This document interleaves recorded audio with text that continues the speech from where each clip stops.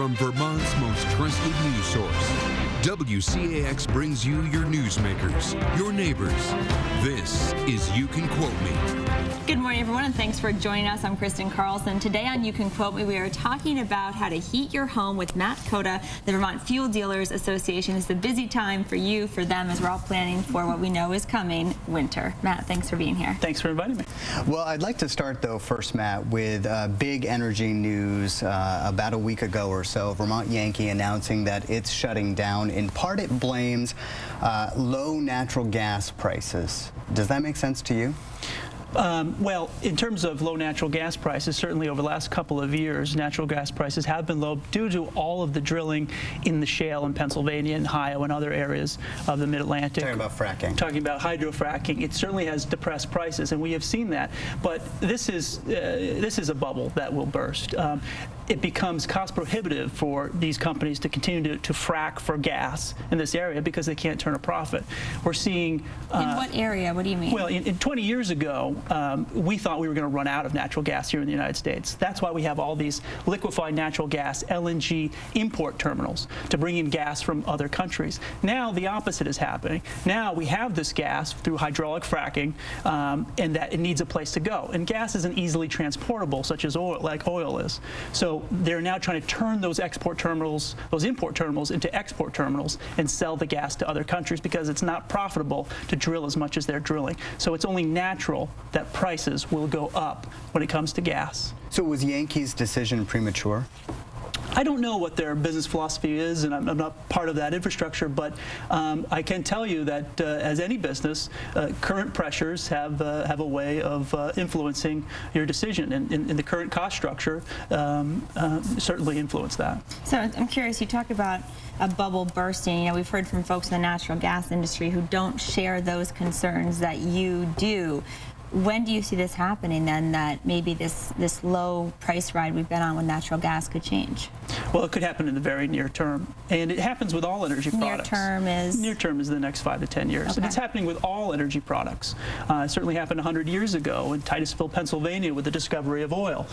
When there isn't a place for that product to go, and gas is particularly difficult because it has to be piped. Or it has to go through a very expensive process of becoming liquefied. So the issue is were there too many wells drilled over the past 10 years? Was there too much land bought up? I think the oil companies will tell you yes. The oil and gas companies who have been drilling for this product. What they're saying is that we have to close some of these wells. We have to slow down our drilling. It's not the bonanza we thought, because as much gas is coming out of the ground, we can't sell it for a price that makes a profit. So as a result, the price has to increase in order for there to be continued drilling. What about someone who's thinking, well, of course you're saying this because you guys are competitors? Well, certainly are. We're competitors, but the reality is we're seeing the gas drilling from Pennsylvania. We're seeing many of the resources of the big oil companies go out to Montana, go out to North Dakota, go out to Western Canada, where the real bonanza that we're going to see in the next 5 to 10 years is going to be in crude oil production.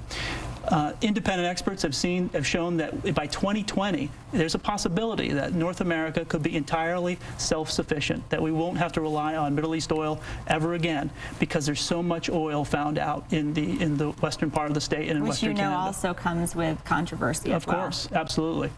So the question is where are the trade-offs? To produce more oil here domestically and not have to worry about issues that are happening in far-off lands versus the environmental trade-offs. That's certainly something that needs to be discussed, because it has great consequences both on our economic and our political lives. Before we move off of natural gas, one more question. As you know, Vermont Gas is trying to do a proposed and expanded pipeline sort of through Cornwall, Middlebury, a lot of these areas. What do you think about that? Well, the Vermont Fuel Dealers Association, the organization I represent, has achieved party status. We're an intervener in the case for the Public Service Board, the Act 248 permit process, which will begin in September. And the reason why we're there is the Public Service Board deemed it entirely appropriate that the deliverable fuel industry have a say, because much of the discussion that has come out of the natural gas utility with regards to our product has not been entirely accurate. Predictions of cost savings and environmental benefits, the Public Service Board deemed it important to hear the other side of the story, because we think we have a very powerful argument that shows that the products that we sell, the deliverable fuel we sell, is both from an economic and environmental perspective better than their product. As Kristen had mentioned, that proposed pipeline that will go eventually, if it gets all the green lights, has cleared yet another hurdle by regional planners saying that, yeah, bring it in. Eventually, this would, if all goes as planned with Vermont Gas, cross underneath Lake Champlain and over to the Ticonderoga mill.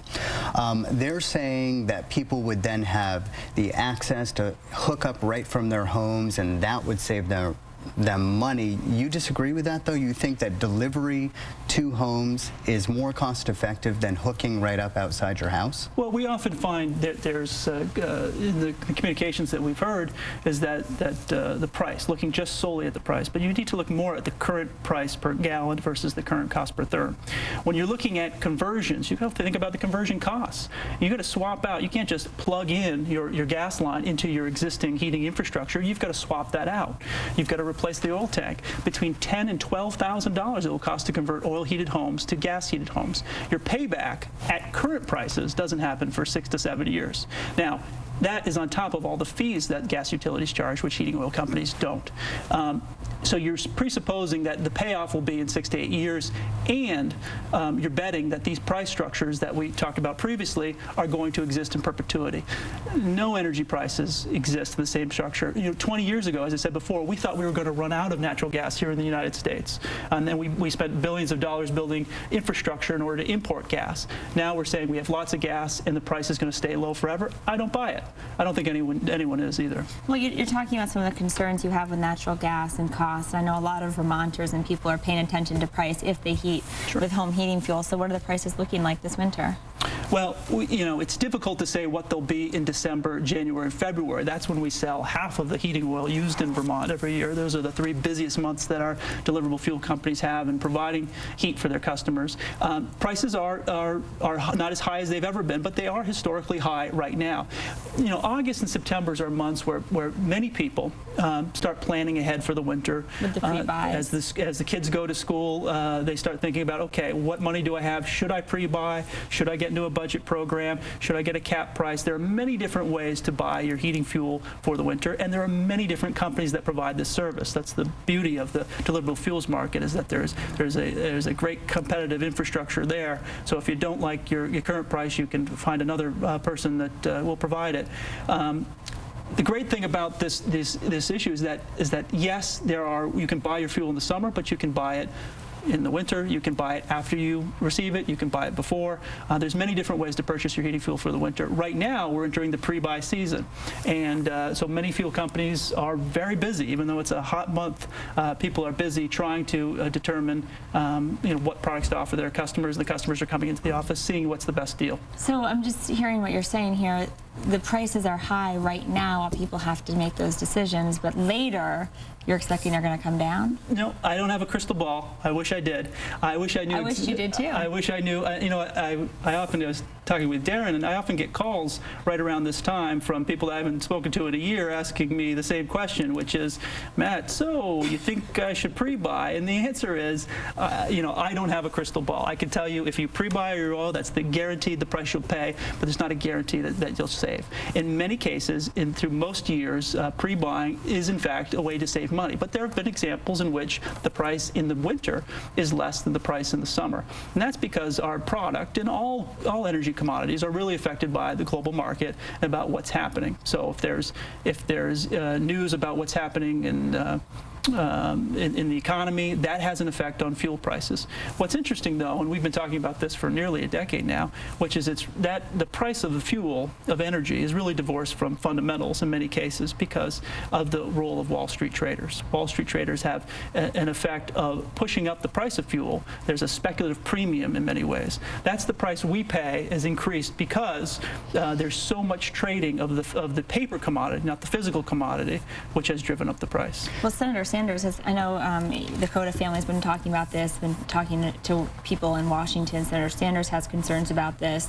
Is there any movement on this issue? Nearly a decade ago when we started questioning this, people didn't know what we were talking about. Senator Sanders, Congressman Welch, and many others in Washington have really put a focus on it, and the 2010 Dodd-Frank Act really addressed how to fix this fundamental problem. If we are allowing paper traders to influence the price of the product, and the paper traders who will never take physical delivery of the product, but are just betting whether it goes up or down, which has an effect of increasing the volatility and increasing the price and adding a speculative premium. If we can remove them from the marketplace, as we have intended to do, then we'll achieve a great thing. We'll lower energy prices for all Americans. How much? But the issue is those rules, those regulations have not gone into effect because Wall Street is very effective at blocking their implementation. So while we are happy that we have had focus and attention and laws passed that address this issue, the reality is that they have not done the job as intended because the lobbyists for the big banks and the traders have been able to effectively block their implementation. How much does it affect? Well, we would use the data by the traders themselves. Goldman Sachs has said that the speculative premium, the amount over and above what they pay for a gallon of gas or diesel fuel or heating oil, is 50 cents to a buck.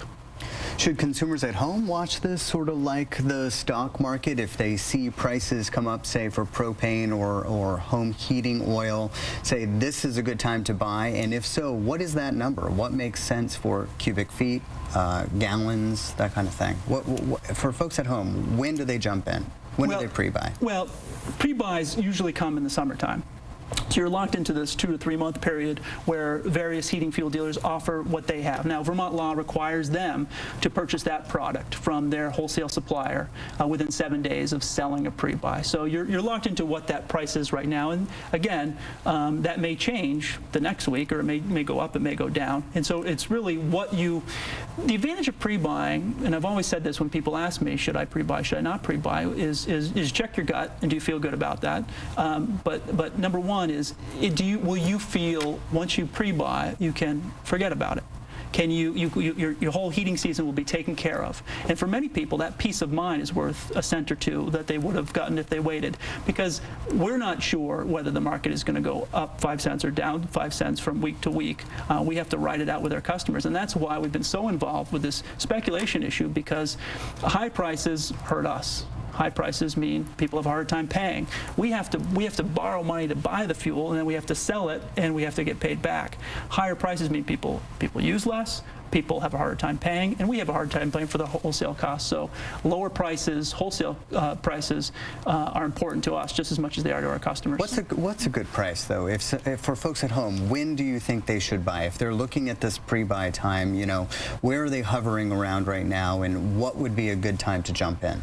Well, it depends on what product we're talking and what services that come with it. But generally speaking, the pre-buy prices that are available now, from what I've seen, they are good. But that's not a guarantee that you're going to pay less than what you would pay if you simply waited until December. As we've always said, it's a contract. It's an agreement.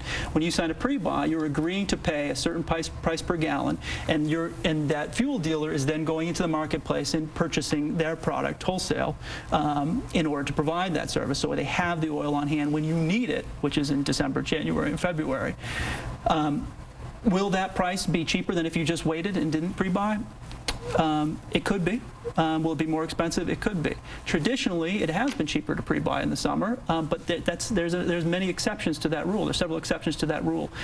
Pre-buy really is a small part of the marketplace. The majority of customers of oil heat, of which more than half are oil heat customers, simply pay their product in terms, meaning they get a delivery, and within the terms of the agreement, 10 days, 20 days, 30 days, they settle up. Some also pay, by necessity or of choice, pay before they deliver because they want to shop around. But a small part of the market is hyper-focused this summer, talking about pre-buys, because it's a bit of a guessing game. Will this be the best price?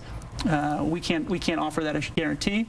But there are also other programs besides pre-buying, cap programs or hedging programs, in which you pay a small premium and you're guaranteed your price will never go over a certain amount, or you can buy downside protection. So if the price goes down, then your price floats with that.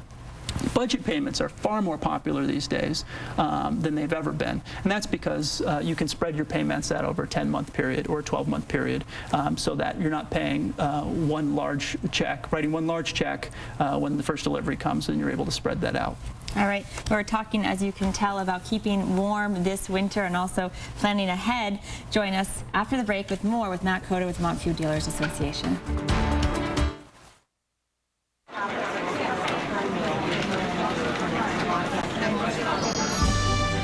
Just one little sip. Well, it's elementary.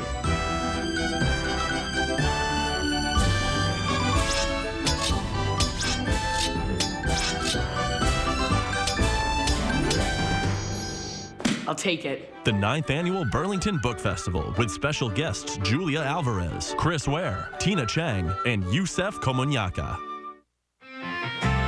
Watch The 30 on Channel 3, Monday through Friday at 5:30 p.m. It's the Channel 3 News, just a little different. It's a little bit of everything, from hard news to pure entertainment.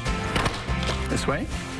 The shortbread crust. Well, that's outstanding. The headbanging kind of music. The lovely single rose. Joining me now is Joe Chaquette. My name's Ava Sahlberger, and today's talk at Federal Healthcare. Watch The 30, Monday through Friday at 5:30 p.m. on WCAX.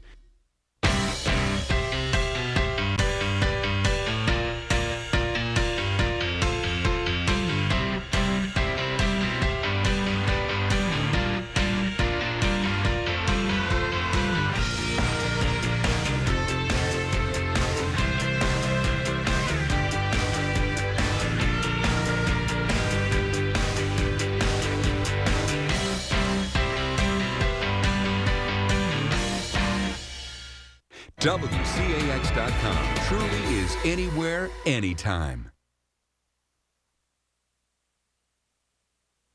Welcome back, everyone. We are talking to Matt Cota, the head of the Vermont Fuel Dealers Association. So, Matt, earlier you were mentioning how high prices are actually not good for the fuel delivery companies. Right. And that it sounds so counterintuitive to everything we know about, people charge more, they usually make more money. Sure. It almost doesn't pass the smell test, but you're saying when the prices are high, no one's making more money. Well, no.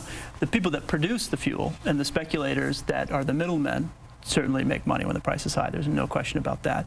But the companies that the Vermont Fuel Dealers Association represents are the men and women that are the last stop before it gets to your tank. They're the retailers. They simply provide the service by getting it from the wholesale market into your home tank for heating fuel. High prices do affect them substantially. They have to borrow money to purchase that wholesale fuel, and then they're getting paid back on credit terms. So the higher the price, the longer, the bigger the note they have to carry. Fewer people will purchase fuel. They'll find ways to reduce, as we've seen. We've seen consumption drop dramatically. And as consumption drops, we know we're in a volume business. In 1970, 43 years ago, Vermonters consumed 162 million gallons of heating oil. The average home, if you use census data, the average home burned about 1,600 gallons of heating fuel back in 1970. Today, we'll probably use about 65 million when the final tally is up this winter. A drop of 100 million gallons. The per home consumption has gone down somewhere between 600 and 700 gallons. Why has that happened? Well, it's happened for a number of reasons. It's happened because we're selling a better fuel, as many states have also done, as Vermont. We're selling a cleaner and greener fuel, a low sulfur biodiesel blended fuel. The equipment today that burns the fuel that keeps us warm in our homes is so much more sophisticated than it was 20, 30, 40 years ago. We know more about building science today than we ever did, from doors and windows to insulation and air sealing. There's an entire industry, building performance contractors dedicated to saving consumers money. Now, what does this have to do with our business model? Well, as you sell less, your profits are squeezed. As the prices go up, your profits are squeezed as a percentage of your profits. It's the same thing that's happening in the gasoline industry. In the gasoline industry, we're selling far less gasoline because people are getting higher mile per gallon cars. They're driving less, and as a result, as your volume decreases, so do your profits. But isn't that good for the environment? Absolutely. Absolutely. And we are in the business of adapting. We're not oil companies, we're energy companies. 100 years ago, many of the same companies with the names on the side of the trucks that you see today were coal and ice companies. But we all got Frigidaires and we all got kerosene burners in the 1940s, and we stopped selling coal and ice. In the 1970s, we started selling propane. In the 1980s and 90s, started selling wood pellets, chunk wood, and biodiesel, and bioheat, biodiesel blended heating oil. These are fundamentally energy companies that are in the business of delivering energy to your home through the truck, and because of that, they will adapt to the times, and as they continue to do. Well, yeah, there's a new company I'm sure you know of a lot. You've heard a lot about Energy Advantage, which is trying to get natural gas in a deliverable state in trucks to people's home. You mentioned how the industry evolves over the decades. Is this something that any of your folks are interested in getting involved in? Yeah. Energy Advantage is a great member of VFDA, and there are other companies that are doing similar things with liquefied natural gas and with compressed natural gas. The issue with natural gas in its compressed or liquid form is the incredible amount of energy and cost it takes to get it to that state. Where it may make sense for large industrial users, it won't make sense for small homeowners. Especially since, again, as we discussed earlier, the amount of consumption per home has dropped so dramatically. We've dropped the average per home over the last 40 years, the reduction of heating oil, 61%. I mean, that's far better than any utility in terms of energy efficiency. And why has that happened? That's because of the competitive marketplace. People don't call the offices of their fuel dealer and ask, how can I burn more of your product? They call asking for how they can burn less. And as a result, the competitive marketplace has taken over. If you do not give your customer an opportunity to solve that question for them when they say, how can I use less? They'll go to someone else. So many companies are now diversifying into the energy efficiency business because they realize I would much rather sell my customer fewer gallons and keep them as a customer than have them go to a competitor or convert to another fuel. And that's exactly what we're seeing in the marketplace. I was just going to ask you about that because you talk about consumption being significantly lower, homes being buttoned up better, and you folks have now partnered with Efficiency Vermont, which that's their MO, is to sort of reduce the amount of fuel that we're using. And it seems like, why would you want to do that when you're using less of the product that your folks are selling? So it sounds like it's because it's a new avenue, a new way to do business and get people those answers you're just talking about. That's right, Darren. I mean, that's a big hurdle to overcome. I mean, the reality is for so long, I mean, this energy has been around for over 100 years here in Vermont. There's a reason why more than half of Vermonters use this product. It's because it works. It's safe, it's efficient, it's clean. But people generally don't want to use... Again, that's what you say. I'm sure some would take issue with the clean. But people don't want to use more of it than they have to. And because it's a competitive industry, because it's not a utility, because there are many people fighting for your business, if we don't provide that service, someone else will. So here's an opportunity to make it a part of your business, an integral part of the business, because the reality is we've seen the numbers decline. We've seen people use less. And what's most important is not that we sell them the most amount of gallons, but that we sell them, but that we keep them as a customer. This isn't about one-time sale. This is about keeping customers for multiple years. And the way to do that in today's economic environment, today's marketplace, is to provide these services which allow them to do that. Still use your core product, but use less of it and keep them as a customer. So that's a fundamental change in the business model. I agree with you, but it's something that's occurring not here in Vermont, but across New England. So what are you doing then with Efficiency Vermont? Sure, we are part of a program called the Energy Efficiency Network, in which case it's important that many fuel companies just sell fuel, many provide 24-hour emergency service, but many do far more. They provide plumbing, electrical work, they diversified into providing efficiency services. In many cases they partner up with a building performance contractor that can help button up a home. So oftentimes, as a consumer, who do you call? Who do you call when you decide, I want to use less, or maybe I want to use a different fuel? I want to know all the answers into how to properly. But you're left with the question, who's the best source for this? And we would argue that many of our full-service companies are the best source for the mechanical system in the basement. There's no question. They've gone through the training, the schooling. They have the credential issued by the State of Vermont Department of Public Safety in order to work on the mechanical system. They understand how it works, and they will provide the best information for you in terms of whether you should convert to a different type of product, whether you should upgrade your furnace or your boiler. But our companies are now starting to learn what it takes to properly air seal building, because really when you look at a home, you should really have a whole home concept. It shouldn't be just about the mechanical, and it shouldn't be just about the air sealing and buttoning up. In order to achieve that and to be credible is to work together with the air sealers, Efficiency Vermont, and the full-service fuel companies that know how your system operates. And that's what we've started, this partnership with Efficiency Vermont and with these full-service companies that is going to bear real fruit. The state recently marked the 2nd anniversary of Tropical Storm Irene. I'm wondering if the Fuel Dealers Association learned anything during that storm, anything that's helped them moving forward. Yes, you know, 2 years ago when we talked about it, I played a tiny role in it, just coordinating between emergency service providers and the fuel companies, because there was a big question: how do we get the energy where it needs to go? You know, the fuel, the propane, the heating oil, the diesel, which powers the generators that run the cell phone towers, that allows you to run a generator, plug in your cell phone so people could say where they were they okay? Many cases, especially in Pittsfield, one of our companies, you know, their garage served as sort of a place where everyone congregated, where people could charge up their cell phone, where people could post things on a bulletin board. And it was amazing to see. We're such a competitive industry, hyper-competitive. Everyone's fighting for customers. But when that happened, you saw competitors helping each other out with fuel, helping them out with their customers, making sure their customers were supplied so that those generators could keep going, so that the fuel could go to the dump trucks and the backhoes to get the roads back open again. It just really had an effect on me. It made me realize, you know, there's an idea that we can go all electric, power our cars, heat our homes, and run our electricity. We can be all electric. But the reality is that we need the deliverable fuel industry in these times, in order to make sure the energy gets where it needs to go. And the great thing about the deliverable fuel industry, the men and women I work for, is that most of them are 2nd, 3rd, 4th generation family companies. So when disaster happened, as it did in Irene 2 years ago, they really they were helping out their community. I mean, they know these people, and so when they worked late at night, you know, they didn't raise their prices, they didn't charge extra fees. They were out there to help their community get back on its feet, because they had a service, which is they know how to get the energy where it needs to go. When the power lines are down, they're the ones that got us up and running again.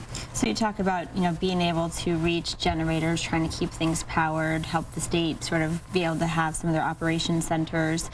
Is there anything that you learned that wasn't working that you guys might change if there was another disaster, or did it seem to work as you had hoped? Well, that's a very good point, Kristen. And what came out of Irene 2 years ago was policies to ensure that that our products have a less, when disaster hits, when the floodwaters rise, that our equipment, whether it's propane tanks or whether it's heating oil tanks, that they're properly secured. We developed, working with the Department of Environmental Conservation and the Agency of Natural Resources, developed rules for how tanks have to be set and have to be positioned, especially in floodplains. In homes you're talking, right? Homes, because there's a lot of concern, right, with contameration, them floating. And, right. Yeah, so coming out of that were some comprehensive rules, which are now we're seeing actually we're doing amazing work in terms of upgrading old tanks, getting in new tanks, and making sure they're properly secured. So if that type of incident does happen, that the impact of our industry, the negative impact of the industry, will be far less. All right. Well, Matt Cota with the Vermont Fuel Dealers Association. We've covered the gamut. Very quickly, are you on a pre-buy? No comment. Okay, fair enough, fair enough. Well, still time to make those heating decisions. Winter is coming, as we all know. Till next Sunday, everyone, I'm Kristen Carlson. Have a great day. So long.